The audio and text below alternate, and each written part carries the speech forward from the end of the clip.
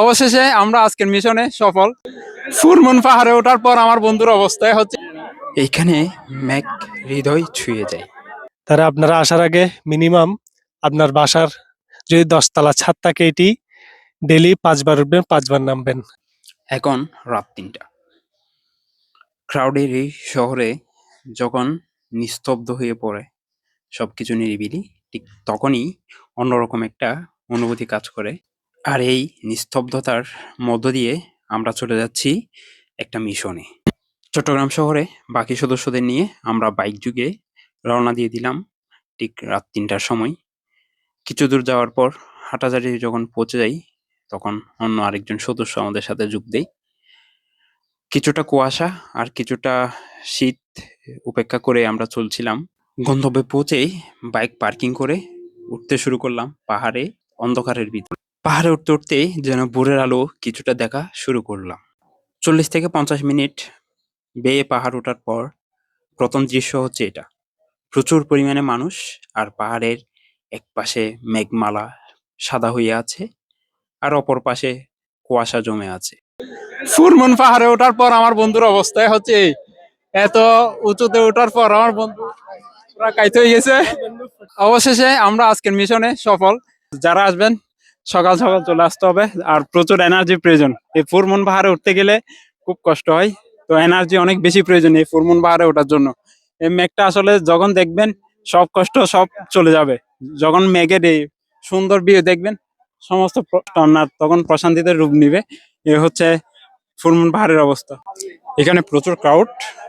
ছোট্ট একটা পাহাড়, হেলিপ্যাড আছে। হেলিপ্যাড এর উপর উঠতেই মেঘ দেখা যায়, পাহাড়ের সৌন্দর্য দেখা যায়। হেলিপ্যাডটা খুব ছোট, কিন্তু এর তুলনায় প্রচুর মানুষ হওয়ার ক্রাউড যেমন, আবার মেঘের সৌন্দর্য থেকে আপনার কিন্তু মন ভরে যাবে।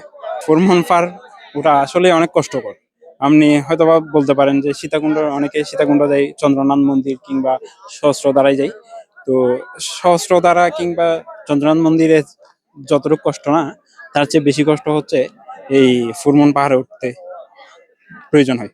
তো প্রচুর এনার্জি যেমন প্রয়োজন, ঠিক তেমনি ভোর রাতে চলে আসতে হয়। আপনার যদি 3টা-4টার মধ্যে এখানে এসে পৌঁছান, তাহলে আস্তে আস্তে চাইলে পাহাড়ে উঠতে পারবেন। পাহাড়ে ওঠার পর এখানে যত প্রশান্তি, সব প্রশান্তি যেন পাহাড়ে ওঠার পরই পাবেন।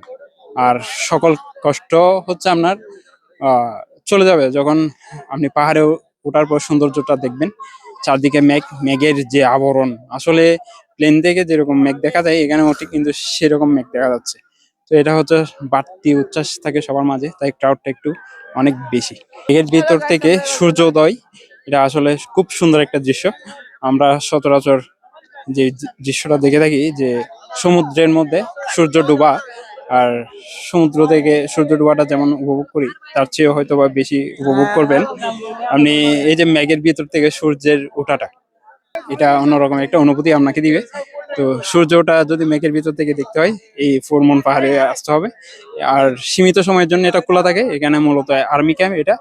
তো সকাল 8টার পর কিন্তু সবাইকে চলে যেতে হয়।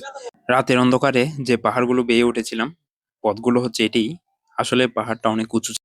নাম না, উত্তরটা যত কঠিন, পতনটা তার চেয়েও বেশি সহজ। পাহাড় ওঠার অভিজ্ঞতাটা কেমন ছিল?